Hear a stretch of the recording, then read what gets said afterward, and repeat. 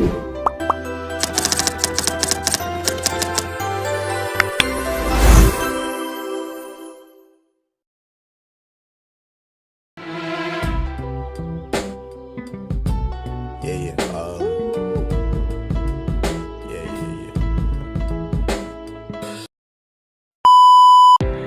semuanya, selamat datang di video edukasi tentang fisiologi masa nifas.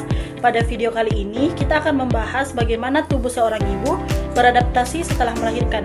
Yuk, simak lebih lanjut.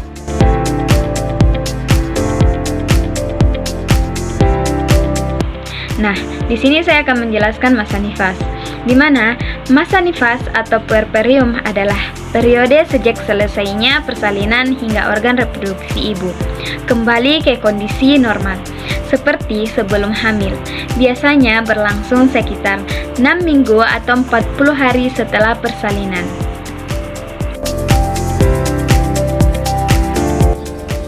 Masa nifas dibagi menjadi 3 tahap, yaitu yang pertama masa immediate atau 24 jam pertama, yang dimana masa ini adalah masa kritis untuk mencegah pendarahan pasca persalinan.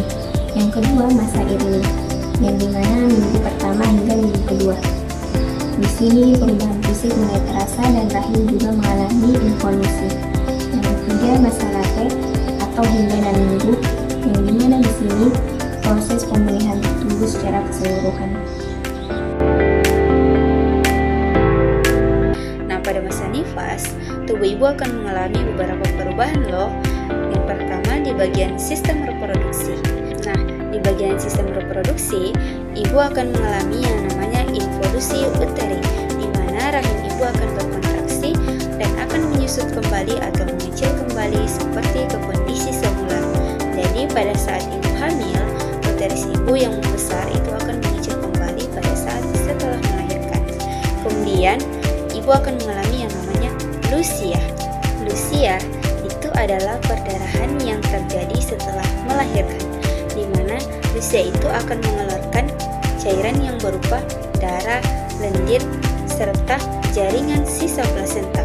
Kemudian ada juga loh perubahan pada vagina, di mana ukuran vagina akan kembali ke ukuran semula, tetapi tidak sepenuhnya seperti sebelum melahirkan. Kemudian yang kedua ada sistem endokrin, di mana pada sistem endokrin ini akan terjadi penurunan hormon estrogen dan juga hormon progesteron, serta akan meningkatkan hormon prolaktin untuk memproduksi ASI. Kemudian untuk siklus menstruasi itu akan terjadi dalam beberapa bulan, tergantung dari pemberian ASI eksklusif atau tidaknya ya. Kemudian yang ketiga ada sistem pencernaan, di mana pada sistem pencernaan ini seorang ibu akan sering mengalami yang namanya konstipasi loh. Kenapa? Karena terjadinya perubahan hormonal serta ketegangan otot pada perut ibu. 4. Sistem kemih, di mana pada sistem kemih ini akan terjadi kapasitas kandung kemih yang meningkat, namun sensasi rasa buang air kecil akan berkurang sementara. Ada juga loh risikonya, yaitu retensi urin dan infeksi saluran kemih. Kemudian yang terakhir ada sistem kardiovaskular, di mana pada sistem kardiovaskular ini volume darah yang meningkat selama kehamilan akan perlahan menurun dan terdapat risiko trombosit yang dapat meningkat pada masa nifas. Tidak hanya perubahan fisik, masa nifas juga membawa perubahan psikologis, yang dimana ibu mendapat mengalami demidus atau perasaan sendirian yang biasanya hilang dalam 2 minggu, atau juga mengalami depresi postpartum atau perasaan depresi yang lebih berat, dan ini membutuhkan perhatian medis. Dan juga adanya perubahan identitas dan peran, yang dimana di sini adalah penyesuaian diri dengan peran baru sebagai ibu. Nah, pada masa nifas, ibu bersama petugas kesehatan atau bidan akan memberikan edukasi terkait perawatan yang penting dilakukan pada masa nifas. Nah, yang pertama itu menjaga kebersihan diri untuk mencegah infeksi atau menjaga personal hygiene. Kemudian yang kedua ada istirahat yang cukup dan pola makan yang bergizi. Kemudian yang ketiga ada memeriksakan diri secara rutin ke fasilitas kesehatan serta mendapatkan dukungan psikologis dari keluarga dan orang-orang terdekat.